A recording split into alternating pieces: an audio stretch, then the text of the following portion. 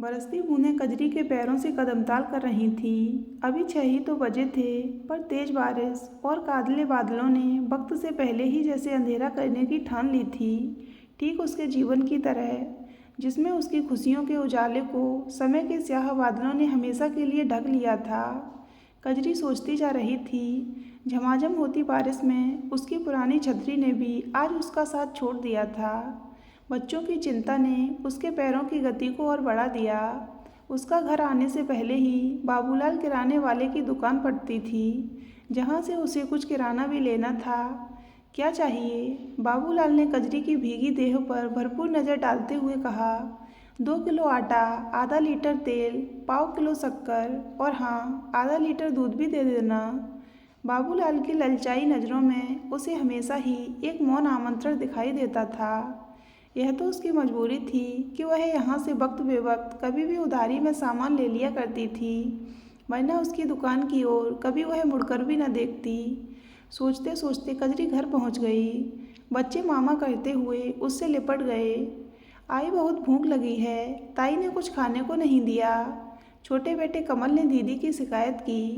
क्या करती आई, घर में आटा ही नहीं था। सुमी ने सफाई देते हुए कहा। अच्छा मेरा राजा बेटा, मैं अभी गर्मा गर्म रोटी बनाकर अपने लाल को खिलाती हूँ, मीठे दूध में मींच के खा लेना। कजरी ने बेटे को पुचकारते हुए कहा। आई मैं भी खाऊंगी, 9 साल की रीना ने मचलते हुए कहा। क्यों नहीं मेरी गोलू, तू भी खाना। गोल मटोल बड़ी बड़ी आंखों वाली रीना को सब गोलू ही कहकर बुलाते थे। मैंने टमाटर की मस्त चटनी भी बनाई है आई। सुमी ने उसे पानी का गिलास पकड़ाते हुए कहा। जल्दी से आटा गूंथकर उसने बच्चों को खाना खिलाया। उनको सुलाने के बाद कजरी सुमी के साथ वहीं नीचे ज़मीन पर लेट गई। आई आज फिर तीनों रीना को चॉकलेट खिला रहा था। तब मैंने रीना के हाथ से छीनकर वापस उसके मुंह पर फेंक दी, तो वह मेरे को देख लेने की धमकी देकर चला गया। मुझे उससे बहुत डर लगता है आई। सुमी ने भयभीत स्वर में माँ को बताते हुए कहा। तुम घबराओ नहीं सुमी, मैं उसकी माँ से बात करूँगी। कजरी ने उसे तो समझा दिया, परंतु खुद सोच में पड़ गई। जब से रमेश उसे छोड़कर गया है, जीना कितना दूभर हो गया है। कभी सोचा नहीं था कि जिंदगी इस कदर बोझ बन जाएगी। रमेश के रहते उसे कभी भी बाहर जाकर काम करने की ज़रूरत नहीं पड़ी। 17 साल की थी जब माँ बाप ने रमेश के साथ उसका ब्याह कर दिया था। बहुत खुश थी वह रमेश के साथ। पेशे से पेंटर रमेश इंदौर के राजेंद्र नगर इलाके से कुछ दूर बुद्ध नगर के स्लम एरिया में किराए के मकान में रहता था। मकान बहुत अच्छा नहीं, पर रहने लायक ज़रूर था। दोनों की ज़िंदगी मज़े में कट रही थी। समय के साथ कजरी 3 प्यारे बच्चों की माँ बनी। सबसे बड़ी सुमी, उससे छोटी रीना और सबसे छोटा कमल। बच्चों के जन्म के बाद कजरी का भरा बदन और भी सुंदर लगने लगा था। शादी के 12 साल बीत जाने पर भी रमेश उसे जी-जान से चाहता था। आस पड़ोस के लोग उन दोनों के प्यार भरे रिश्ते से अनजान नहीं थे। कजरी के घर के पास ही एक बड़ा ही परिवार रहता था। इस परिवार की इकलौती लड़की माया रमेश को बहुत पसंद करती थी, पर रमेश उस पर कभी ध्यान नहीं देता था। इधर बच्चों की देखरेख और घर के कामों में व्यस्त कजरी चाहते हुए भी रमेश को ज़्यादा वक्त न दे पाती थी, जिस वजह से अक्सर दोनों में झड़प हो जाया करती थी। वह रमेश को समझाती थी कि बच्चों के आने के बाद उसका काम बढ़ गया है, पर पुरुषवादी सोच का गुलाम रमेश उसकी न को अपना अपमान समझने लगा था। धीरे धीरे उनके बीच में दूरियां बढ़ती चली गईं। अब काम से लौटकर रमेश सीधे जो बाहर निकलता तो रात के 11-12 बजे ही वापस आता। बच्चों के पालन पोषण में व्यस्त कजरी ने पहले तो इस ओर ध्यान नहीं दिया, और जब ध्यान दिया तब तक बड़ी देर हो चुकी थी। 35 साल का रमेश अब 16 साल की लड़की माया का दीवाना बन चुका था। इस बात का पता लगते ही कजरी ने बहुत बवाल मचाया। रमेश से लड़ी झगड़ी, उस माया के घर जाकर उसे लताड़ा।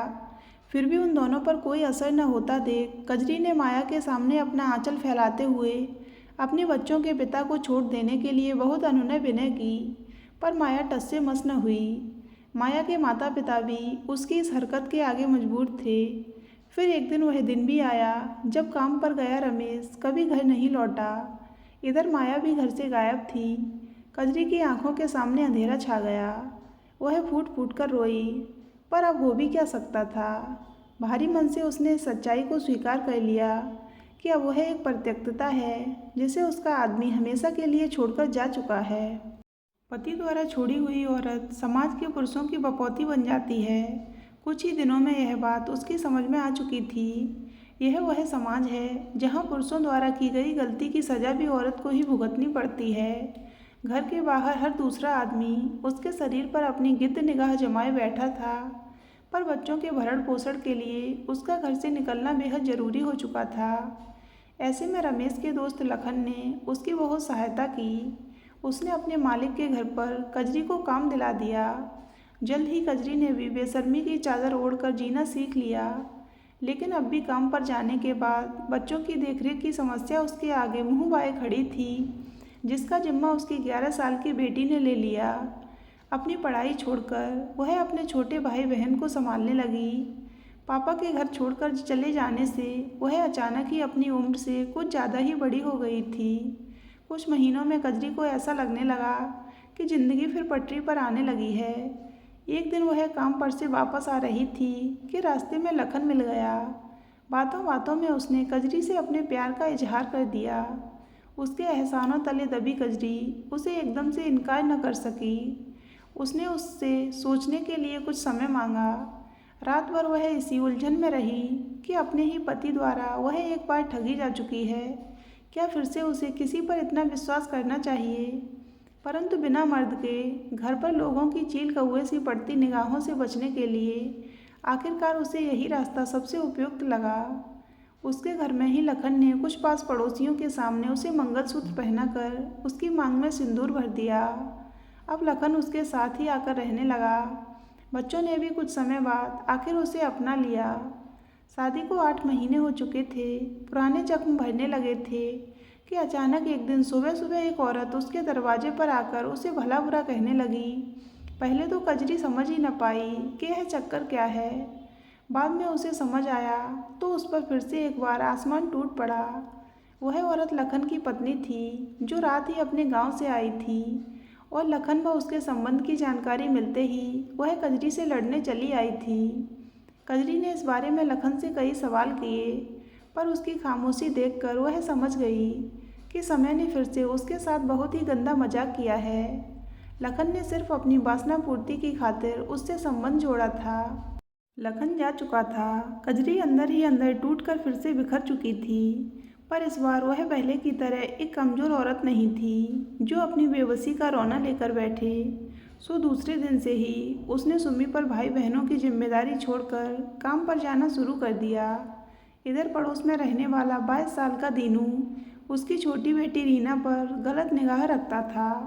रीना 9 साल की एक अबोध बालिका थी, जिसे अक्सर वह चॉकलेट वगैरह का लालच देकर अपने पास बुलाने की कोशिश करता था। एक दिन सुमी ने चॉकलेट खाती रीना के शरीर पर उसके रेंगते हाथों को देखकर माँ को तुरंत बताया था। कजरी ने भी इस वाक़ये को हल्के रूप में न लेकर दीनू के माँ बाप से उसकी शिकायत की। उसके बाद दीनू ने सबके सामने उससे माफ़ी मांगी थी कि वह फिर से ऐसा कभी नहीं करेगा। कुछ दिनों शांत बैठकर दीनू फिर से वही काम दोहरा रहा था। कजरी को समझ नहीं आ रहा था कि आखिर वह करे तो क्या करे, कैसे बुरी नीयत व बुरी निगाह रखने वाले लोगों से अपनी बच्चियों को बचाए। खुद उसकी देह भी तो उसके लिए बड़ी दुखदाई बन चुकी थी। मर्दों की पैनी निगाहों से खुद को बचाना बड़ा मुश्किल लगता था। पति की छोड़ी औरत शायद हर मर्द की जागीर हो जाती है, जिस पर हर कोई हाथ साफ करना चाहता है। कजरी के अंदर की औरत बहुत अकेली व लाचार हो गई थी। क्या बिना आदमी के औरत का कोई वजूद नहीं है? आखिर औरत को इतना कमज़ोर क्यों बनाया है? उसकी बेचैनी आंसू बनकर उसके गालों पर लुढ़कने लगी। रात को न जाने कब उसकी आंख लग गई। सुबह उठी तो सिर भारी हो रहा था, आंखें भी जल रही थीं। देर रात तक जागने के कारण ऐसा हुआ है, यह सोचकर कजरी ने उठने की कोशिश की, परंतु उसके शरीर ने उसका साथ न दिया। सुमी ने माँ को सहारा देने के लिए हाथ बढ़ाया तो चौंक पड़ी। आई, तुझे तो तेज बुखार है। हाँ रे, मुझसे तो उठा भी नहीं जा रहा। कजरी पर बेहोशी छाती जा रही थी। शायद बारिश में भीगने से उसे बुखार ने जकड़ लिया था। माँ की हालत देखकर सुमी घबरा गई। माँ को वैसे ही छोड़कर वह दौड़कर पड़ोस से बिमला काकी को बुला लाई। बिमला काकी के पति ऑटो चलाते थे। जल्दी से कजरी को अपने ऑटो में बिठाकर वे उसे पास के अस्पताल ले गए। कजरी की बिगड़ती हालत देखकर डॉक्टर ने उसे वहीं एडमिट कर ग्लूकोज की बोतल चढ़ाने की सलाह दी। जब तक वह हॉस्पिटल में रही, विमला काकी ने उसकी पूरी देखभाल की और हॉस्पिटल का बिल भी उन्होंने ही भरा। कजरी घर पर तो आ गई, लेकिन कमजोरी के चलते उससे उठते बैठते नहीं बन रहा था। कुछ पैसे जो उसने बचा कर रखे थे, वे घर के खाने खर्च में खत्म हो गए। अभी विमला काकी का उधार पूरा बाकी था। आई आज आटा खत्म हो गया है, तेल भी नहीं बचा, खाना कैसे बनाऊं? सुमी ने एक सुबह कुछ झिझकते हुए माँ से कहा। काम पर गए उसे 1 हफ्ता हो गया था। आज कुछ अच्छा लग रहा है, आज जाती हूँ काम पर। उधर से आते वक्त सब किराना लेती आऊँगी। तब तक तुम पास वाली दुकान से दूध और ब्रेड ले आना और चाय बनाकर उसके साथ टोस्ट खा लेना। अपने पास बचे 50 रुपए का आखिरी नोट सुमी को पकड़ाते हुए वह बोली। काम पर जाकर उसे बहुत बड़ा झटका लगा। उसकी मालकिन ने बगैर बताए इतने दिनों की छुट्टी करने पर उसे काम से हटाकर दूसरी काम वाली बाई रख ली थी। उसने लाख मिन्नतें कर उन्हें समझाने की भरपूर कोशिश की कि उसने जानबूझकर छुट्टी नहीं मारी, लेकिन उनका कलेजा न पसीजा। उन्होंने उसे दोबारा काम पर रखने से साफ मना कर दिया। दुखी मन से कजरी वहाँ से चल पड़ी कि तभी बाहर से मालिक की गाड़ी आती दिखाई दी। मन में उम्मीद की एक किरण जागी। शायद मालिक को उसकी परेशानी समझ दया आ जाए और वे मालकिन को समझा कर उसे फिर काम पर रख लें।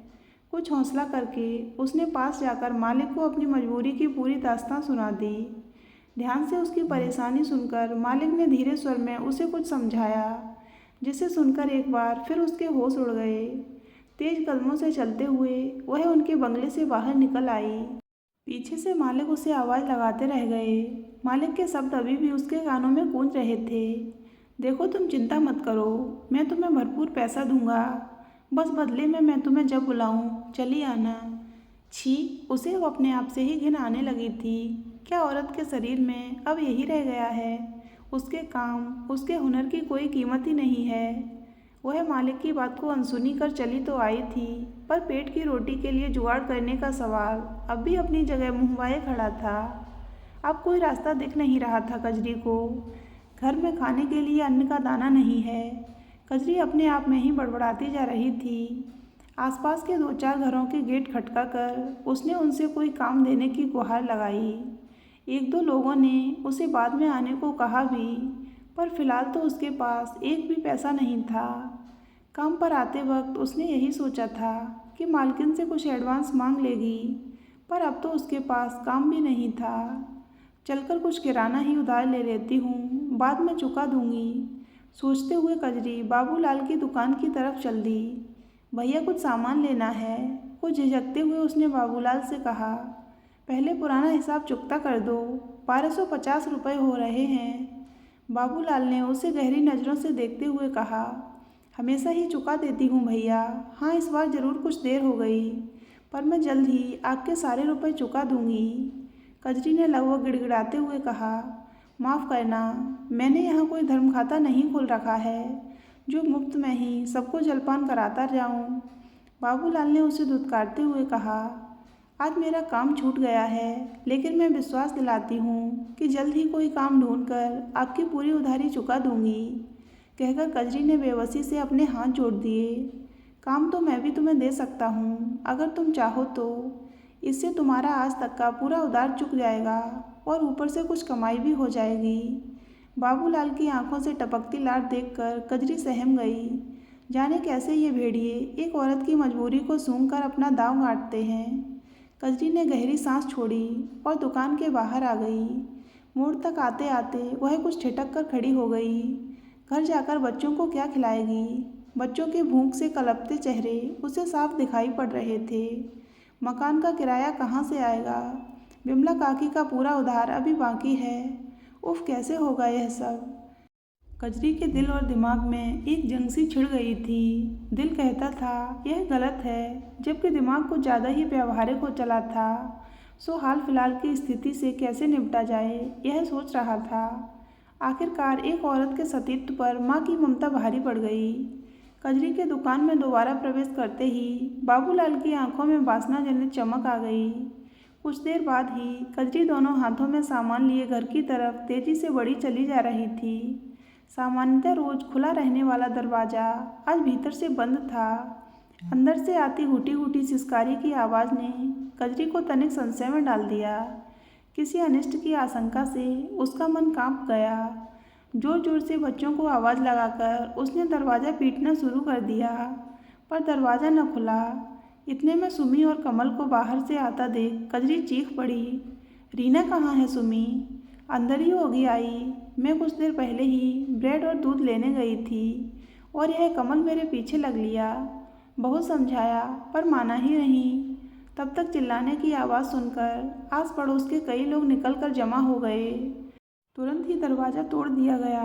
दरवाज़ा टूटते ही कजरी अंदर घुसी और कमरे के एक कोने में रीना को बेसुध पड़ा देख बदहवास सी हो गई। तभी भीतर से एक साया निकलकर बाहर की तरफ भागा। हाँ, वह दीनू ही था जिसने रीना के अकेले होने का फ़ायदा आज उठा ही लिया था। यह सब इतना अचानक हुआ कि किसी को कुछ समझ ही नहीं आया। शोरगुल की आवाज़ से विमला काकी भी आ चुकी थीं। कजरी ने रीना को उठाने हिलाने की बहुत कोशिश की, मगर सब बेकार था। रीना बेजान हो चुकी थी। एक नन्ही कली आज फिर किसी बहसी दरिंदे की बुरी नीयत का शिकार हो चुकी थी। कजरी सामने पड़ी सच्चाई स्वीकार नहीं कर पा रही थी। अपनी प्यारी गोलू का यह हाल देखकर वह कांप उठी थी। उसकी पूरी दुनिया ही जैसे उजड़ गई थी। सुमी लगातार रोए जा रही थी और कमल सहमा हुआ एक तरफ खड़ा हुआ था। लोगों की आपसी चर्चा चालू थी। कोई पुलिस को बुलाने की बात कर रहा था तो कोई रीना को डॉक्टर के पास ले जाने को कह रहा था। कजरी अचानक उठी और पलंग के नीचे से हंसिया निकालकर बिजली की फुर्ती से बाहर निकल गई।